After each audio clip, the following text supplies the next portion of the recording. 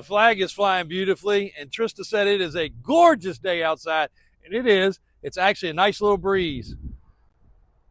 That's where it ends from being good. 7.3 Super Duty, dead battery. Tahoe, dead battery. 7.3 truck was blocking a truck we needed to get out. Had to push it backwards. Calvin did that, actually. Rollback, dead battery. Oh, at least that started. That's the rental rollback. The problem is these vehicles don't get moved around enough, and they sit, so batteries do go dead. We got a couple other calamities of problems this morning. That's not all of them we're experiencing. How about the Shipment right here?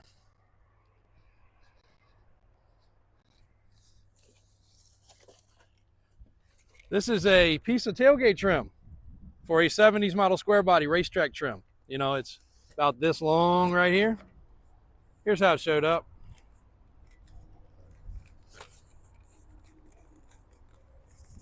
Actually, the box was like this.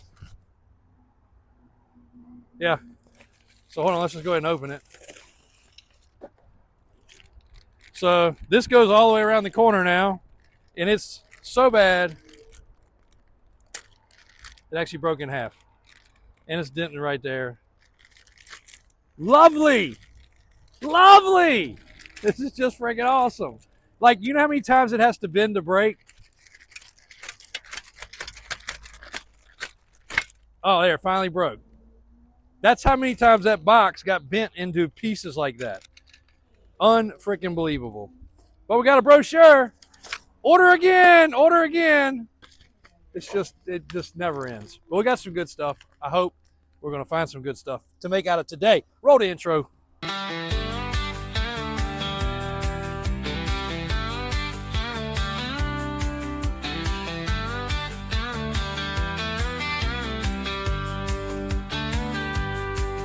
We're going to square body room. Check that out. Some retro Davis Drive stickers. So I had these made, and then I had this thought because I love these old retro coolers.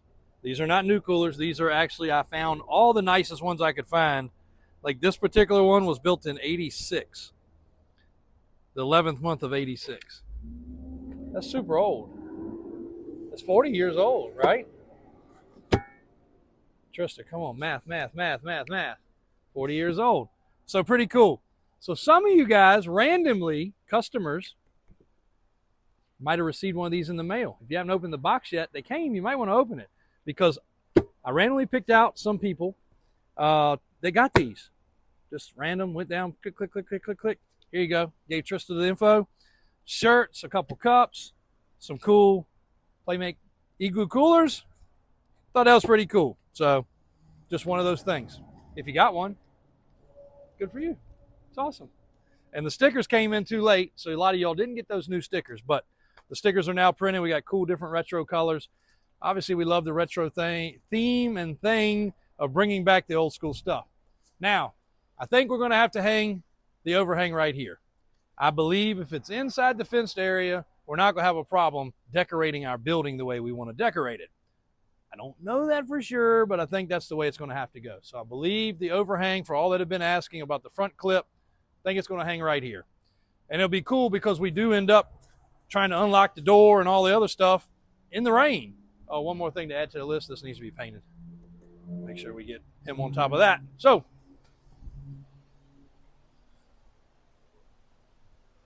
in the square body room this morning, it's not extremely hot. The fans are running. We have added a second fan for comfort. If you guys haven't seen that yet, that's the extra second buzzing that we now have, but that's a very large fan. So now we have a nice cross draft from this door, and then we have the cross draft from the front. So we're getting the hot air out and hopefully getting some cool air in. We wish we had other options for like opening the roof and letting it vent out, but here's the advantage. It is hot in the summer, but it's also semi-warm in the winter.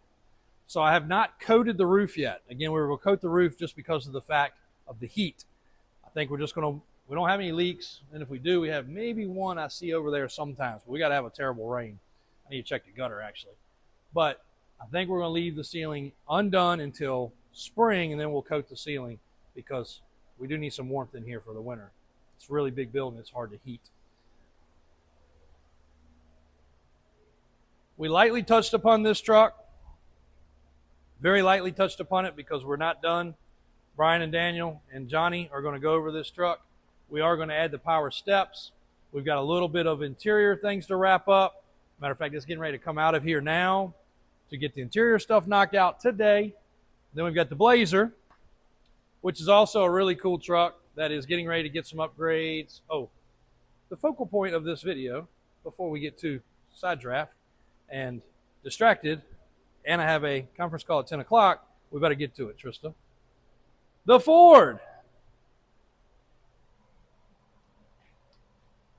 You guys just think we hate Fords, but we don't. We love them. It's just really hard to find a nice Ford.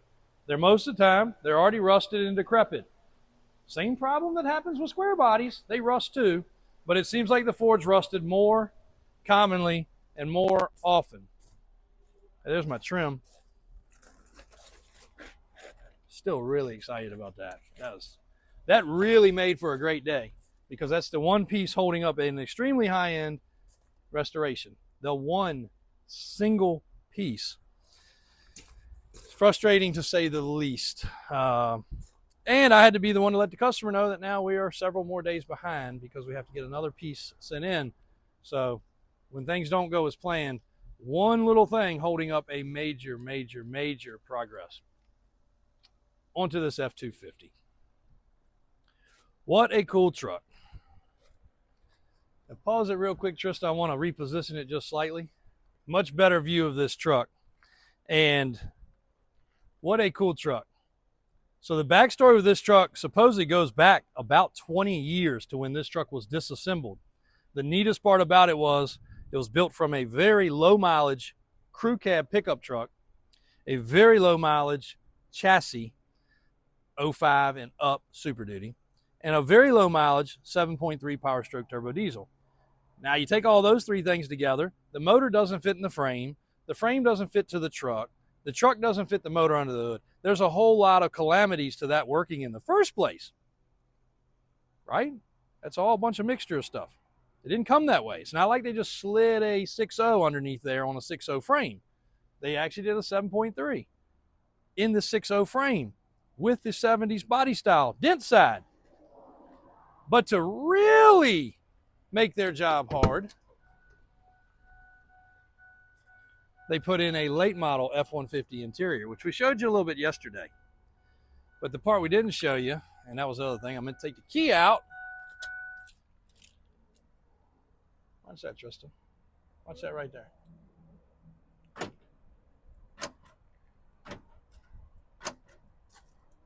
Bet your 79 Ford doesn't have one of these. Or these.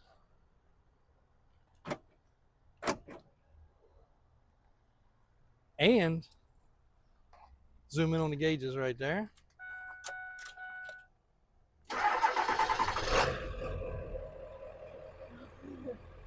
A gauge cluster that actually works. And listen to that 7.3.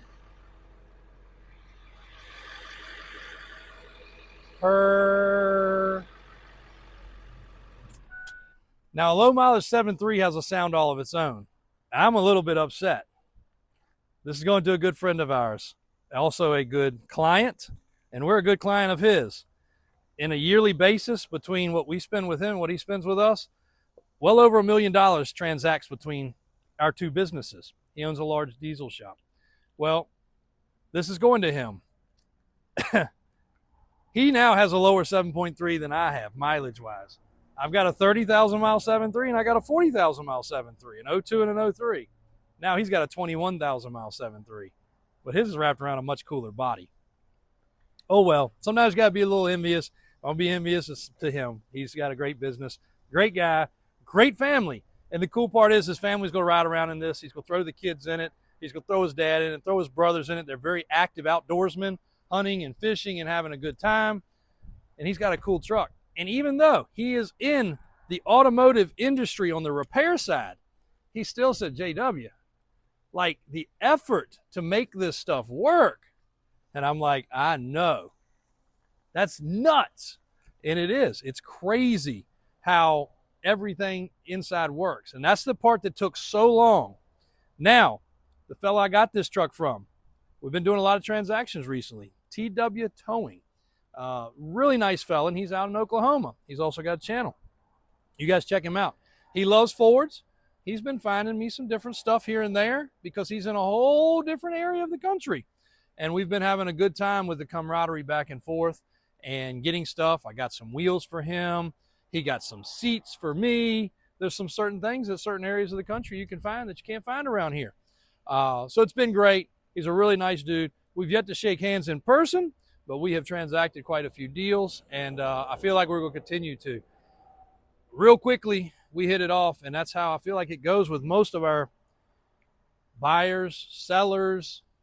You know, when you follow through and you do what you're supposed to do, it works out pretty good. You know, the vehicles that I bought from him, he sent an invoice, we wired the money, we had the transportation arranged. It worked out very well. So for your little business lesson for today, if you take away something, just do what you're supposed to do. Follow through. Don't obligate for things that you can't follow through on.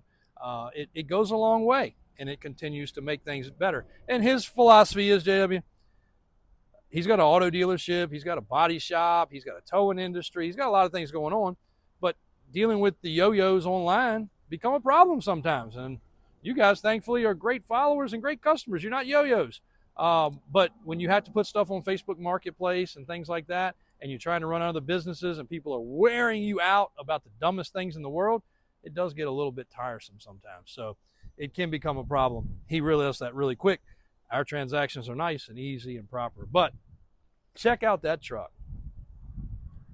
That might be the only of that combination you will ever see, with a F-150 interior, a 7.3 under the hood, 02, 03 model, with a late model 05 and up chassis from a Super Duty, with 4-link. Now, we are probably going to change it up a little bit. The new owner, he likes Toyo tires. He likes a smoother tread. Even though this looks really good, we're probably going to put this truck down a few inches, and we're probably going to put it on a set of 37 or maybe 38 Toyos. And that's where Daniel in the shop will come in to getting all the right parts sourced. But the truck drives great. This truck has towed a pontoon with twin motors on the back of it. It's towed a truck, a recovery vehicle. It actually hauls and tows very well. And when you come to this side, the color gets darker. The color gets darker. Here's the other cool thing that I realized yesterday. So my man that's getting this truck, many years ago, before OBS 7.3s got popular, he had a personal truck. And I sold it for him, or I bought it from him. I don't know how it went, but we did something. It was this color. And that made me remember, even though this is kind of a purplish blue, this is just like an OBS Ford color, which is pretty rare. And his was this color in white. So what cooler for him to now have the 7.3 under the hood, the better 7.3 than his OBS, and this color scheme back again, which is super cool. While we're out here, the Defender. We don't get off topic much with weird stuff, but this is a little bit weird. It's a little bit unusual. But we came up with something really cool. Told you guys about the brown 3+3 that parks in Washington, D.C., of all places. Downtown Washington, D.C., on the side of the road with a crew cab 3+3. Well, this is his other vehicle. And when you park downtown and cars are zooming past and people are doing this, you know, they're driving and doing other things, things get sideswiped. The 3+3 got sideswiped. His vehicle prior to that I traded in, I think I traded in on this, got sideswiped. This got sideswiped. And when it did, it came down the side and it caught the edge of this fender and it tore it pretty bad. Well, if you've never priced replacing a fender on a Defender, that was good, right? All right. If I could do more of those, we'd be top 10 channel automotive. But the color's not going to match. The fender is ridiculously expensive. So I was able to come up with these flares. And it took care of everything. And we touched up behind it and did the best we could. But these flares really worked out good. But guess what? I said, you know what? They're not a bad deal. I finally found something for one of these vehicles that wasn't a bad deal. It was just the two fronts. It didn't come with the backs. And guess what? The same manufacturer was discontinued on the backs. But we found them. We spent almost a whole day searching to find the matching part number rears. And here's the other thing. They're two pieces. The door has to open, so it has to have a divide point right here. And it turned out good. I know you guys don't care much about the fenders and all that, but how about the fenders on the Defender? Turned out pretty good. Now, if in the future he wants us to color match this in gloss, we can. But I have a feeling what's going to happen is something's going to come down the side and it's going to rip that off. But it's going to protect the truck. And we found a good alternative for the price point. We also serviced it, torqued the suspension, did a few other things that needed to be done while it was in, and greased a few items that are needing grease on this because it is lifted. It's a lifted Defender. It's probably one of very few lifted Defenders in the country because that is full air ride adjust. You can actually squat it down to get in your garage. Has a lot of cool features. That is one of the most intense lift kits the shop has ever done. This would be far more intense than putting an any level lift kit on, and they make you get training to do an any level lift, and there's only a few in the country. This is a harder lift kit than even that, but they did it, and it works perfectly. So kudos on that. Good job. How many of y'all forgot about Rusty? Rusty was my running and driving Suburban. Rusty has donored its organs to probably 20 vehicles. Now you say, how's that possible? It's only got one motor, one transmission. Guess what? The motor and transmission are still in it. I think Brian's getting those. Doors, internals of doors, vent windows, clips, hoses, knobs, things you can't buy any longer. Rusty donored to so many. But I can't believe I was driving that truck around daily for weeks and weeks and weeks. Matter of fact, I Ubered AJ to go buy this up in Ashland. That's about an hour away, depending on traffic. And he drove it back. He said, it drives good. And I was like, if it drives good, I'm driving it. So I had my Uncle David go over it. But Rusty's pretty freaking rusty. She had a nickname for a reason. This is how most Fords look.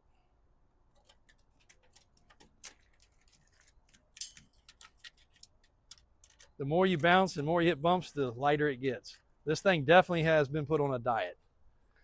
But Rusty was still running and driving. We decided some of the things like seat belts and some other stuff we had to have for another project, and it became a donor because at that point it wasn't safe to drive without seat belts, and then it just became an absolute donor. But Rusty's still alive. I don't think Rusty still runs. I think we took some parts off the motor, but I think Brian will finally use some parts off of it. And to say we don't recycle and use every single spick and span part off a truck, like we will even take these off and clean them up and salvage them because the smooth ones are hard to get. You can get the ones with the little black insert, but the smooth ones are hard to get. So there's Rusty. Rusty still lives, but Rusty is, let's say Rusty's on life support. That's the easy way to put it. All right, we got a few more things to get knocked out. My lunch pail with me. I feel like I'm walking to work on a construction site with my lunch. But about the Denali here, it went pretty viral. Matter of fact, it was one of the more viral videos over the weekend. Very popular. Obviously a 39,000 mile 2016 with probably 40 to 50 grand in upgrades. Well, I made a video and I pointed out all the upgrades and I kind of spoke about, and again, not so much YouTube, but more TikTok, Facebook, and Instagram. Big tough guys behind the, computer guys, Oh, I bet you gave 20 grand for it. Well, look, you can barely buy a 30,000 mile 2016 Denali anywhere. There's none to be had because that's super low miles. And the only one that did trade recently was 50,000 miles, dealer to dealer. It brought 53,000. This truck's priced at 58. That one was bone stock. I pulled the photos up. It was clean, 50,000 miles. We got 30,000 miles, and we got 40 to 50 grand worth of add-ons. So everybody's like, oh, that's where you go to the dealer and they say the add-ons don't value. Well, you know what? You are right. At most dealerships, they do not want this truck. This guy was going to buy a new vehicle. They did not want it on trade. They only wanted to sell him a vehicle. So he called me. He bought it from here. And guess what, guys? We valued the extras. And the next buyers will get a good deal because of the stuff that's been added. So it's a win-win. Great truck, American Forces, 40s, yada, yada, yada. Delivery time, UPS is rolling this morning. Let's go across the road. We made it across the street like Frogger. Trista didn't even fall down and get run over. She's still right behind the camera.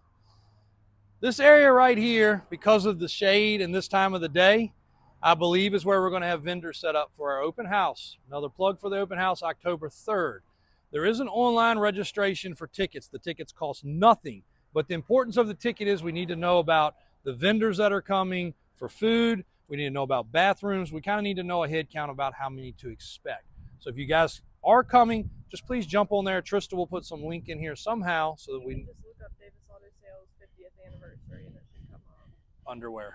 Just look it up on Google. Okay, so if you Google Eventbrite Davis Auto Sales 50th anniversary, because it is more than an open house. It's our 50th anniversary.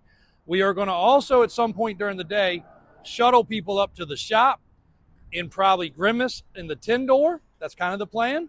We don't know how it's going to work out quite yet, but we do want to have a couple hours where you guys can tour the shop, see things up there, but then the boys need to be down here meeting with the customers. So because we are in separate locations, we got to juggle that. But I think this will be the vendor area because it'll be in the shade.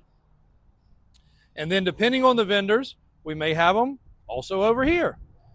And that way people can come up this middle area. And when I say vendors, currently we have one of our wheel companies.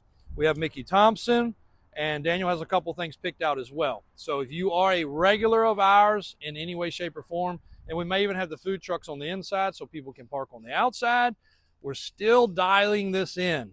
We don't know how it's going to work. We don't know how it's going to go. We've never had an open house.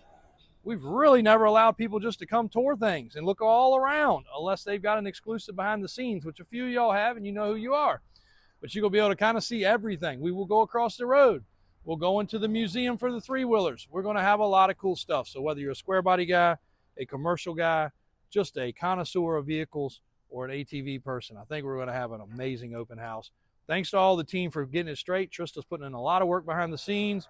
We got a lot of things kind of dialed in. We got a lot of things we still got to dial in, but we're getting it. So thanks for the support. Thanks for watching, and we'll be back at you guys tomorrow.